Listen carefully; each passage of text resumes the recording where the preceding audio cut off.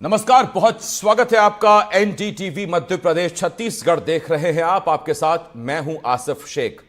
नारायणपुर मुठभेड़ के बाद हर किसी के मन में एक ही सवाल है कि आखिर नक्सलियों का महासचिव और पोलित ब्यूरो का सदस्य कुख्यात बसव राजू कैसे मारा गया। इतना बड़ा ऑपरेशन आखिर किस इनपुट के बाद लॉन्च किया गया था। नारायणपुर में एनकाउंटर की जगह यानी ग्राउंड जीरो पर जाते हुए हमारे सहयोगियों ने यही जानने की कोशिश की है। यह खास रिपोर्ट देखिए। नक्सल इतिहास का जो सबसे बड़ी सफलता के रूप में जिसको देखा जा रहा है, बसव राजू की मौत हुई है नक्सल एनकाउंटर में। इसकी कहां पर हुई, घटनास्थल क्या है, जानकारियां लेने के लिए हम घटनास्थल के लिए निकले हैं। अलग अलग जगहों से होते हुए कोशिश करेंगे कि जो जिस जगह पर मुठभेड़ हुई या जिस जगह को बताया जा रहा है वहां तक पहुँचें। कोशिश हमारी है ये कि पहुंचा जाए और इसीलिए सफ़र शुरू किया गया है। लेकिन इस सफ़र के बीच में जो ज़रूरी चर्चाएं हैं वो भी होती रहें। कुछ जानकारियां जिसको लेकर लगातार चर्चा चल रही है वो आए। जो सबसे बड़ा सवाल अब भी बना हुआ है, हमारे साथ विकास तिवारी जी हैं, हमारे बस्तर के साथी। इनसे ही समझने की कोशिश करेंगे जो जानकारियां आई हैं बिहाफ ऑफ सोर्सेस और जो जानकारियां सोर्सेस से आई हैं और पुख्ता भी हुई हैं, उन सारी बातों पर। सबसे बड़ा सवाल जो ये है, ये अभी भी बना हुआ है कि आखिर इस सबसे बड़े मुठभेड़ को, इस सबसे बड़े एनकाउंटर को, ऑपरेशन को किस तरह से लॉन्च किया गया था, इनपुट क्या था, किस तरह से अंजाम दिया गया, इसको लेकर लगातार चर्चा हो रही है। तो इसी पर बातचीत करते हैं। विकास भाई, क्या लग रहा है, क्या क्या इनपुट आए हैं कि ये जो सबसे बड़ा बसव राजू कैसे मारा गया? जो सवाल है कैसे मारा गया बसव राजू, इसका जवाब अब तक क्या मिल पाया है? देखिए, बहुत आश्चर्यजनक ये ऑपरेशन है। अभी भी जो है कि पुलिस के सारे अधिकारी, केवल छत्तीसगढ़ ही नहीं, मैं कहूँगा कि पूरे देश के जो अधिकारी हैं, क्योंकि सीआरपीएफ पूरे देश में तैनात है। बीते दिनों कर्रेगुट्टा के एक बड़ा ऑपरेशन भी हुआ, तो उसमें हिड़मा को टारगेट करने की कोशिश की गई, लेकिन अभी तक बसव राजू को टारगेट करना ये सोचकर कोई ऑपरेशन नहीं लॉन्च किया गया था। लेकिन बीते दिनों जिस तरह से एक ऑपरेशन लॉन्च हुआ, और कर्रेगुट्टा की जो बात कर रहे हैं आप, कर्रेगुट्टा के बाद एक ऑपरेशन फिर से लॉन्च हुआ, ये बसव राजू वाला। इसको लेकर जो मेरे पास जो कुछ जानकारी मिली है, बताया जा रहा है कि बसव राजू की लोकेशन कई दिनों से बार बार चेंज हो रही थी। एक सबसे खास बात यह है कि कंपनी नंबर 7 जो है वो ही बसव राजू की सिक्योरिटी का काम देखता था। और कंपनी नंबर 7 के कुछ माओवादियों ने बीते दिनों सरेंडर किया। सरेंडर करने के बाद अब कई बार ये होता है कि जब माओवादी सरेंडर करते हैं तो उन्हें अपनी ईमानदारी शो करनी होती है सर, पुलिस के सामने कि हाँ, उन्होंने वाकई में समर्पण कर दिया है और संविधान के साथ आ गए, आप पर भरोसा है। प्रवीण, मैं बातचीत जारी रख रहा हूँ। आप तस्वीरें दिखाते रहिए। जंगल में हम जो चल रहे हैं, जंगल की जो तस्वीरें हैं वो आए कि किस तरह से अबूझमाड़ का जो इलाका है वो कैसा है, वो तस्वीरें भी जाए। माफ़ करिएगा, आपको रोका बीच में। कि जो जानकारी मतलब भरोसा हो इस बात को लेकर तो 7 नंबर की जो टीम है, उसके जो माओवादी थे जिन्होंने सरेंडर किया, वो भी इस ऑपरेशन के हिस्सा थे। और बहुत खास बात यह है कि इस ऑपरेशन को लॉन्च करने से पहले कई बार इस बात की जानकारी मिली कि बसव राजू का जो लोकेशन है वो उस लोकेशन में है। कई बार वो वहाँ से मूव कर गया। तो इस बार जवानों ने एक नई रणनीति तैयार की। इसमें खास बात ये थी इस ऑपरेशन में कि जवानों ने ये किया कि कई बार ये होता है कि जब भी जवानों के ऑपरेशन लॉन्च होते हैं और बड़ी संख्या में जवान निकलते हैं तो माओवादियों के भी अपने इनपुट्स होते हैं। और उस इनपुट्स के आधार पर माओवादियों को इस बात की सूचना मिल जाती है कि कहाँ से फोर्स निकली है और किस दिशा की ओर जाएगी। क्योंकि माओवादी खुद भी जंगल में होते हैं तो उन्हें पता होता है, हो ना हो उन्हीं के सूचना पर ये फोर्स आ रही है उनको घेरने के लिए। और माओवादी बहुत आसानी से दूसरे इलाके में निकल जाते हैं।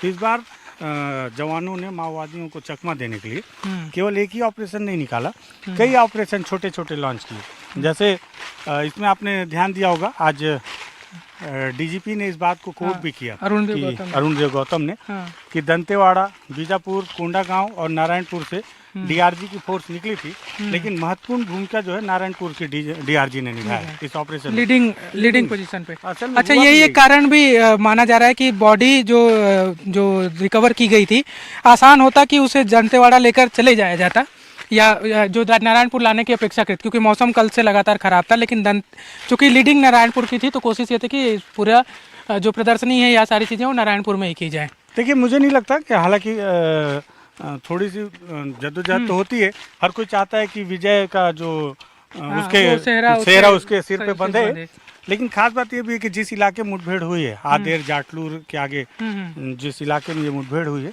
अगर वहाँ से दंतेवाड़ा की ओर जाना होगा तो रेखा की पहाड़ियों को पार करना होगा, तो वो भी थोड़ी सी कठिनाई भरी वहाँ पर होती। लेकिन हेलीकॉप्टर से लाया गया, आपने देखा होगा, तो हेलीकॉप्टर से तो आप कहीं भी ले जा सकते हैं। मुझे तो ये भी पता चला है कि कल भी डेड बॉडी लाने की कोशिश की गई, लेकिन बारिश बहुत तेज हो रही थी, तो हेलीकॉप्टर लैंड नहीं कर पाया।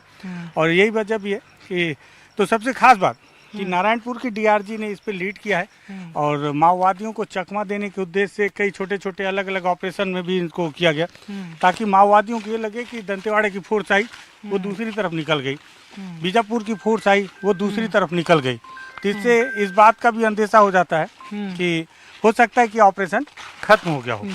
और इसी तरह से क्योंकि माओवादी छद्म लड़ाई लड़ रहे हैं, उन्हें भी छद्म तरीके से ही फंसाया गया। हर बार ऐसी कोशिश की जाती है जवानों के द्वारा, नई नई तरीके से, नए नए तरकीबों का उपयोग करते हुए, और इस बार वो तरकीब काम आई। ये भी बताया जा रहा है बहुत विश्वस्त जानकारी से कि जब फोर्स लौट रही थी तो बसव राजू की टीम से उनकी भिड़ंत हो गई। पहले ऐसा था कि जिस लोकेशन पे गए थे उस लोकेशन पे बसव राजू से मुलाकात नहीं हो पाई, मुठभेड़ नहीं हो पाई, लेकिन वापसी में इनकी मुठभेड़ हो गई। अरे बड़ी सफलता हाथ लगी, माओवादी भी तैयार नहीं थे कि इस तरह वो फंस जाएंगे। हाँ, लगातार जो बातें आ रही थी कि कैसे मारा गया, आखिर बसव राजू तक कैसे पहुंच गई फोर्स, क्योंकि अभी तो टारगेट पे हिड़मा या ऐसे इस स्तर के नेता ही थे।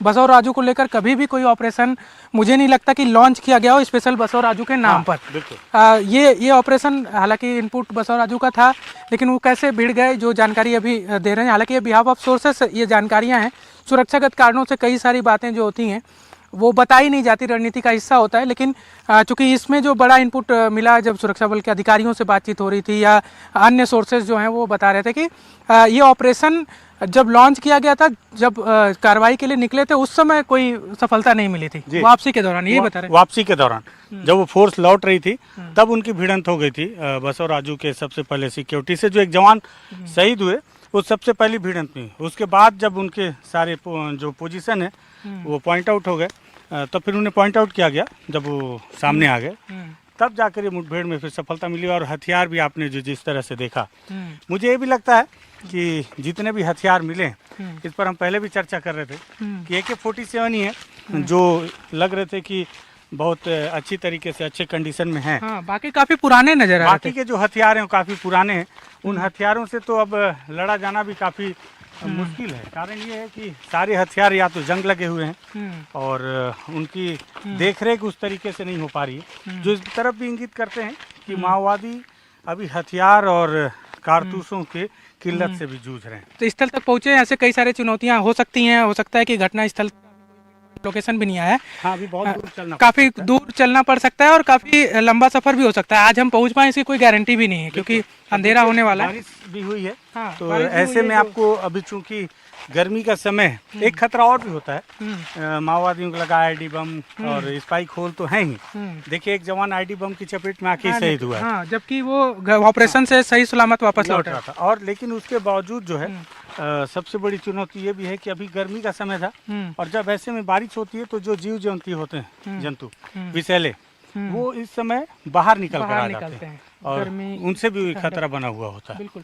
तो ये जंगलों का ये पहाड़ी इलाका है जिसपे चढ़ने की कोशिश हम कर रहे हैं, जो तस्वीरों में अगर नज़र आ रहा होगा। हालांकि बड़ा ही डेंस फॉरेस्ट है अबूझमाड़, इसीलिए जाना भी जाता है कि वहाँ पर कुछ बूझना मुश्किल होता है रास्तों को।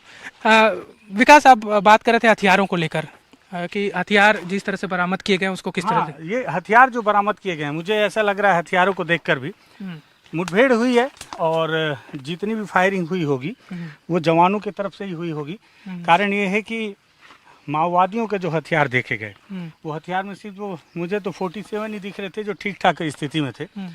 इंसास, SLR और कार्बाइन जो हथियार हैं वो तो लगता है कई सालों से नहीं चले हुए हैं, जंग लग चुके हैं, काफी जंग लगे, साफ सफाई नहीं हुई थी। और जो हथियार के बहुत कुशल प्रशिक्षक होंगे वो इस बात को बहुत अच्छे से सहमत होंगे कि कोई भी हथियार हो उसकी साफ सफाई निरंतर जरूरी है। और साथ ही साथ अगर उसमें हल्का सा भी कोई चलाना आ गया तो हो सकता है कि वो कॉक ना हो या जाम हो जाए, अंदर में ही कारतूस फंस जाए, इस तरह की परिस्थिति। साथ ही एक और खास बात आपने देखा हो कि घंटों मुठभेड़ होती है माओवादियों से।